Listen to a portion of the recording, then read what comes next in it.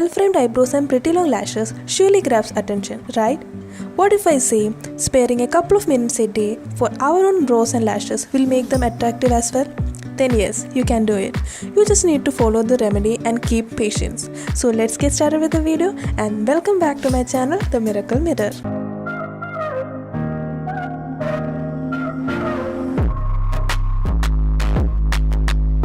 For this remedy we will need argan oil, Vaseline.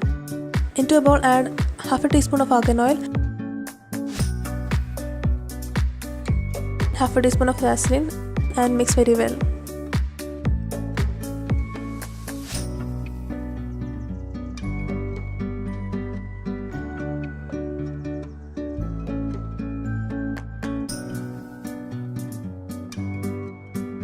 Since Vaseline is kind of semi-solid in state, it kind of takes a while to mix with argan oil, so keep stirring to form a cream like this.